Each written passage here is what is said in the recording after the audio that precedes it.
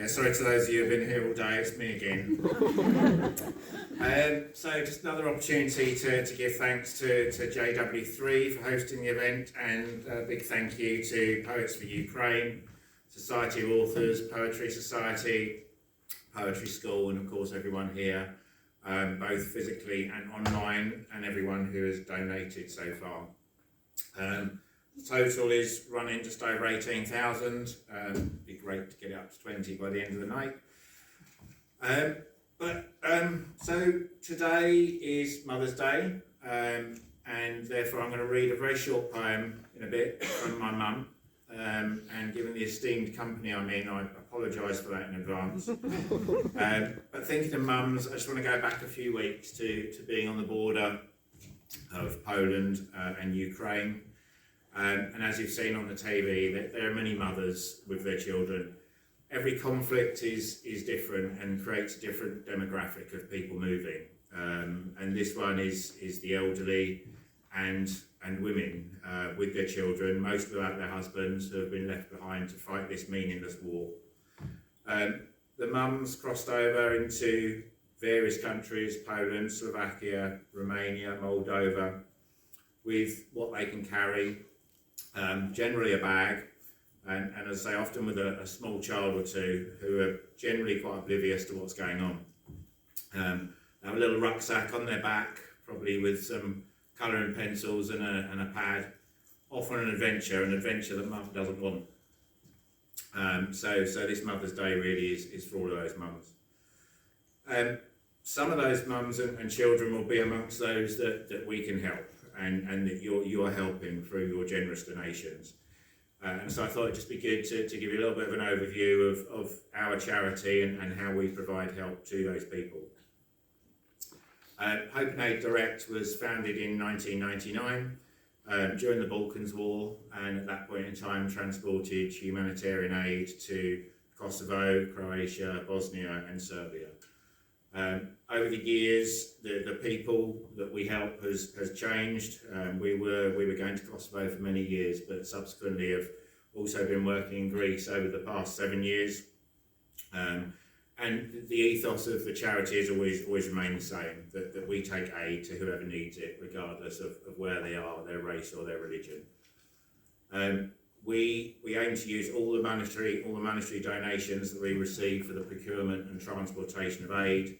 No donations are used to pay any salaries, everyone's a volunteer.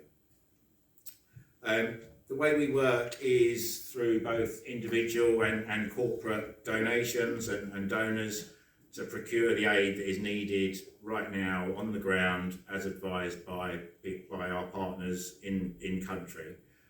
We don't try and work out what people want, because if you do that, most of it unfortunately ends up in landfill. So we work very closely with constantly changing needs lists. It is a very a highly effective way of getting the right aid to the right people at the right time. Roughly £4,000 worth of donations can provide the fuel to transport a 40-tonne articulated lorry, which carries about 25 tonnes of aid. That aid will have a value of roughly £100,000.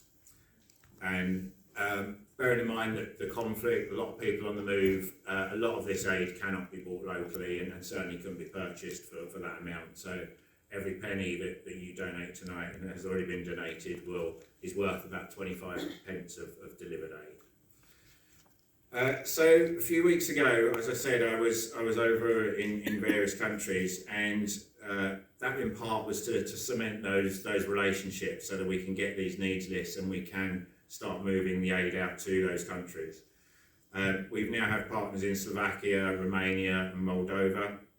And we're working with those partners because those partners can get aid directly into Ukraine, which is where the need is currently needed. So on that trip, the first place I went to was Poland, and it's you've seen the pictures on the news, and to be honest, it is very similar. People are being looked after quite well on the borders. People are moving over in Poland mainly through a border crossing called Medyka. They're then moving on to the main town a few kilometres away, where people have been registered. and then they're moving on quite quickly to other parts of Poland and Europe. There are medical facilities there are food, there are places for people to get clothes. So, you know, as I say, they're on the move, and you then go to somewhere like Krakow, and you see all these people that congregate at the train stations, and there are thousands, and they're there with their bags and their families, and the one thing they don't have is a huge amount of hope. It's very sad. It's very sad to see in Europe. It's very sad to see this day and age. But you know, hopefully we can alleviate a little bit of that pain and alleviate a little bit of it tonight. Slovakia was very similar, and then from there we crossed over into Ukraine because we needed to deliver some aid to some children's schools and nurseries. And I think what you find when you go there is the people they're getting ready for the long haul. You know, even in parts of the country where they're not currently being bombed, you know, they are hunkering down. They're creating their stores, and they're creating their bunkers, so they have got somewhere to hide if and when those bombs start to fall. As I say, the aid is going there because that's where it's needed the most. The countries that people are moving to are currently reasonably well supplied. That probably will change. There are about 2.5 million people have moved to Poland so far. Unless Europe start taking a lot off the Polish people's hands, then you know naturally they will pull up the gangplank at some point in time, and the circumstances will change. If that changes, we will change, and we will find local partners in those countries to work with. In terms of what we've done as a charity so far, our first 2 Arctics left the UK about 2 weeks ago. One took baby boxes, which are basically sort of, as the sort of word suggests, a box which converts into has a little mattress and converts into a cot, but is filled with baby powder and food and a variety of other things. They give them out in Scotland to all expectant mothers. Lots of toiletries and sanitary items were taken, and these were taken out to Romania and were then decanted into warehouses and moved on into Ukraine. The other truck took 187 beds, field hospital beds, of a consignment of 400. We're moving the rest shortly, and they were headed into Lviv through a partner organisation. We've subsequently taken another Arctic full of medical dressings, which is going out also heading destination Lviv.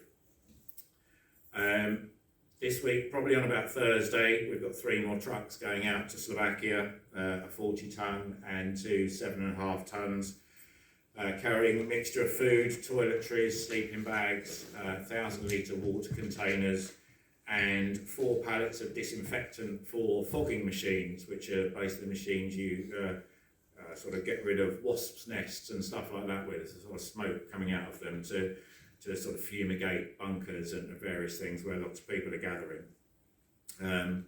The plan basically is to keep these trucks on the move, so as soon as they get back they'll be turning them around, and we'll be heading them back out there again, probably to our partner in Romania. Unfortunately for us, there is no end in sight. We operated in Kosovo for 15 years, and even if the bombs stop falling now, I fear this is a similar long-term operation, unfortunately. What you've done here tonight has been amazing, and what the public of the UK and other countries have done over the past month is really heartwarming. The one thing I would say is this is a marathon and not a sprint, so you know, if you really want to help the people of Ukraine, please don't forget about them when the bombs stop dropping, and don't forget about them when the media stops reporting. There's cities destroyed and millions of people displaced, and it will take a generation to build these lives and communities. We intend to be there for that duration to sort of help in our small part to make it happen, and I hope you will be able to join us in that long-term project. The Old Lady of Ukraine. Why are we packing our bags? Where are we going? I haven't been told. I do not understand. I am old, hungry, thirsty and cold. Last month I was 80 and friends came to tea. Now things have changed. What is happening? It's too dark to see. Is that a bomb I hear? I love my country. I don't want to leave. But I have my faith and I strongly believe somewhere out there will be a place for me. There are many kind people and all will come good. Just wait and see. Thank you.